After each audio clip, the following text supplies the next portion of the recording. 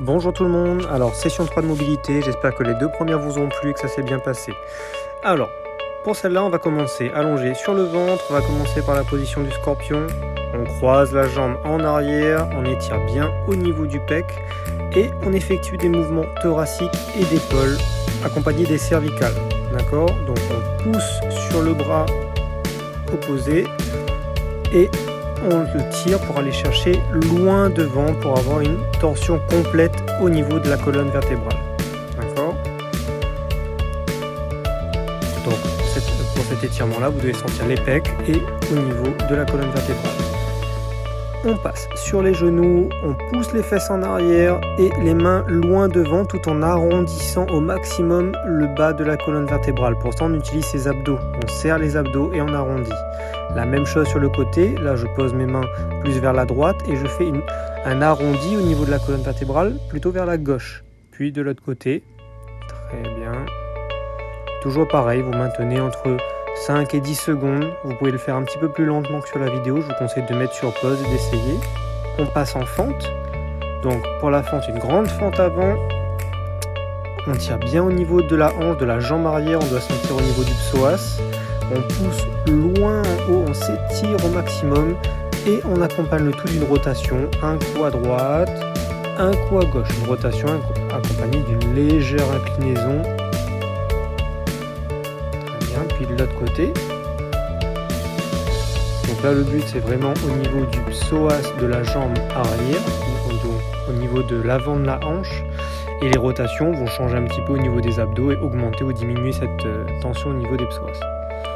On passe dans la position du tailleur quasiment en papillon, on attrape ses pointes de pied et on appuie avec ses avant-bras et ses coudes au niveau des mollets pour augmenter l'abduction au niveau des hanches, ça va tirer un peu au niveau des adducteurs.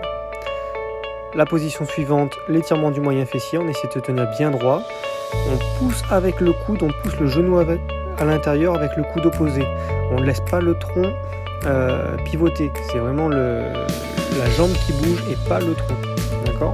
On essaie de rester le plus droit possible en fonction de la mobilité de chacun. Si vous n'êtes pas très mobile, vous pouvez attraper avec la main et non le coude. Et on termine par de la rotation latérale au niveau de la hanche, puis une flexion complète. Du coup, on arrondit le dos, on s'allonge complètement sur sa jambe avant et on souffle profondément. On recommence le tout avec un autre angle de vue, donc ce sera la même chose. Je vous rappelle que vous pouvez le faire plus lentement. Donc voilà, une grosse ouverture de la hanche, on étire bien au niveau du pec, du côté où on est allongé au sol.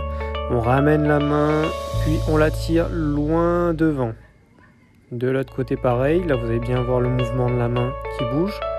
C'est la main et l'épaule, on essaie vraiment d'avancer au maximum pour faire une torsion. Très bien.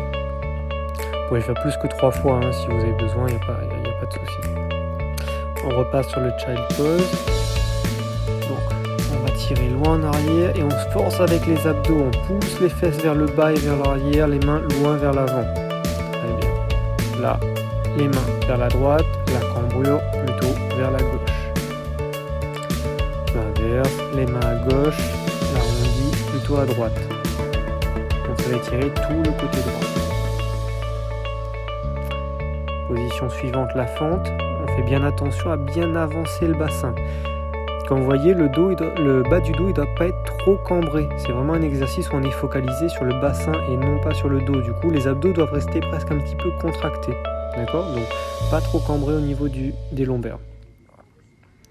L'autre côté. Pour augmenter l'étirement au niveau du psoas, ce que vous pouvez faire, c'est contracter le fessier au niveau de la jambe arrière. Ça va augmenter cet étirement grâce au réflexe myotatique. On pense bien à ramener les omoplates, à les coller, à se grandir, d'accord ? La position du papillon, on attrape les chevilles et on insiste en appuyant avec les coudes. Vous êtes obligé de vous pencher un peu en avant, c'est pas grave, on essaie de rester le plus droit possible, dans la mesure du possible, pour s'appuyer sur les jambes. Très bien, on passe au moyen fessier. Pour le moyen fessier, on utilise les coudes si possible. Si c'est pas possible, on reste bien droit au niveau du tronc et on tire avec la main et pas le coude.